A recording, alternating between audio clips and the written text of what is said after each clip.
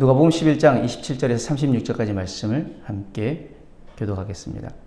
이 말씀을 하실 때 무리 중에서 한 여자가 음성을 높여 이르되 당신을 뵌 태와 당신을 먹인 젖이 복이 있나이다 하니 예수께서 이르시되 오히려 하나님의 말씀을 듣고 지키는 자가 복이 있느니라 하시니라.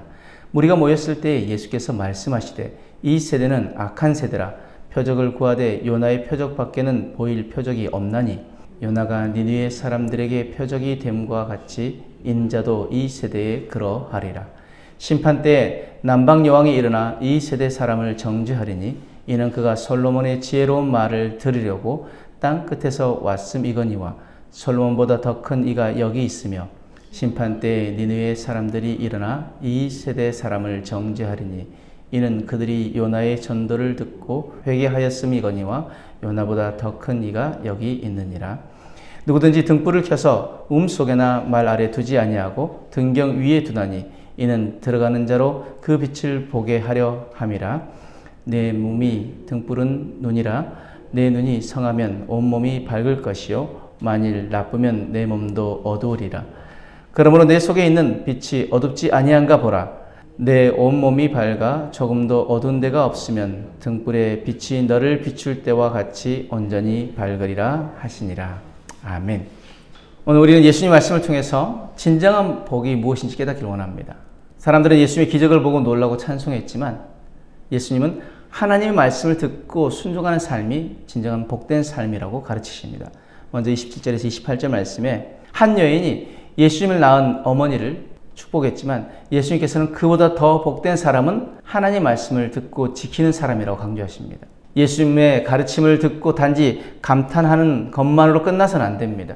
우리의 삶에서 그 말씀을 구체적으로 살아내는 것, 이것이 바로 주님이 진정 원하시는 것이고 주님이 원하시는 것은 형식적인 예배가 아니라 삶의 순종입니다.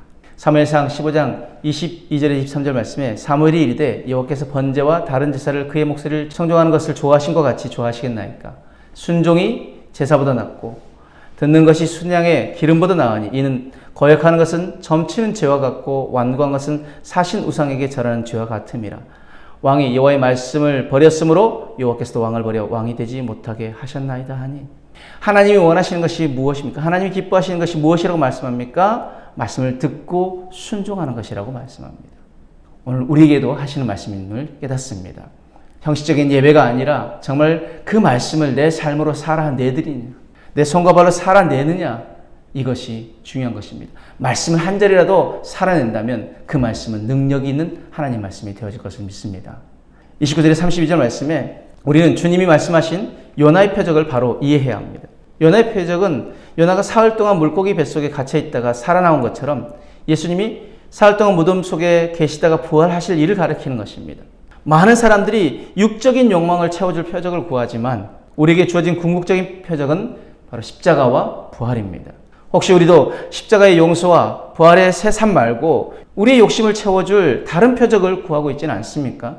우리는 세상의 헛된 욕심을 따라 살아가는 것이 아니라 예수님의 십자가의 은혜를 믿고 부활의 능력을 힘입어 살아가야 할 줄 믿습니다.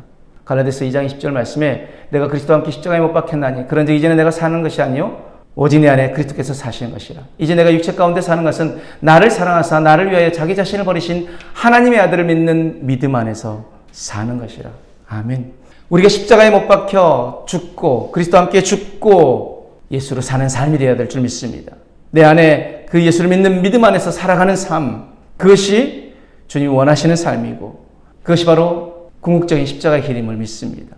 세상의 헛된 욕심을 따라 살아가는 것이 아니라 그 십자가의 은혜를 힘입어 살아가는 것이 우리가 완전히 쫓아야 할 목적이고 그리고 우리가 가야 할 길이라는 것을 다시 한번 여러분 마음에 새기시기 바랍니다.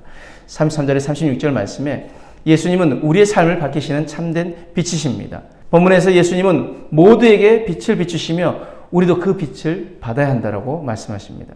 우리 마음의 등불, 즉 영적인 눈이 밝아야만 예수님의 빛을 보고 따를 수 있습니다.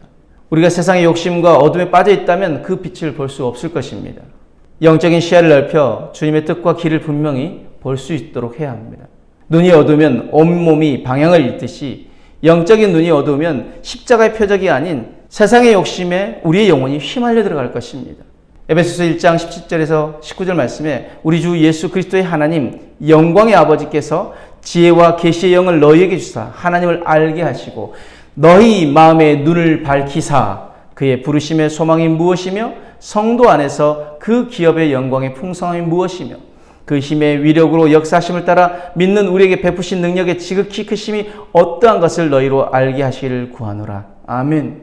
우리의 마음의 눈을 밝혀야만 우리가 볼 수 있는 것이 무엇입니까? 그 부르심의 소망이 무엇인지, 그리고 그 기업의 영광의 풍성함이 무엇인지, 그리고 그 힘의 위력이 무엇인지, 베푸신 능력의 지극히 크심이 어떠한 것인지 우리가 알 수 있다는 것입니다. 그런데 우리의 마음의 눈을 밝히는 것, 그것이 우리의 힘으로 되어집니까? 쉽지 않습니다. 에베소서 1장의 17절에 우리 주 예수 그리스도의 하나님 영광의 아버지께서 지혜와 계시의 영을 너희에게 주사, 즉 말씀과 계시의 영, 즉 성령님이 우리 안에 거하셔야만이 우리가 하나님을 알게 되어지고 그리고 우리의 마음의 눈이 밝아지게 되어진다는 것입니다. 오늘도 우리가 그 말씀 앞에 온전히 우리의 눈을 밝히길 원합니다.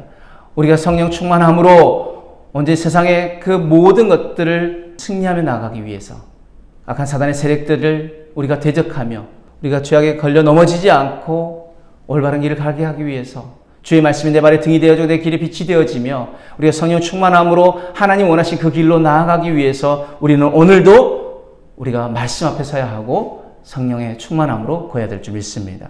말씀의 결론으로 예수님은 단순히 경탄의 대상만이 아니라 순종의 대상입니다. 또한 하나님의 말씀에 귀를 기울이고 순종하는 삶이야말로 참된 복임을 깨닫게 됩니다. 또한 우리가 구해야 할 것은 오직 십자가의 은혜와 부활의 능력입니다.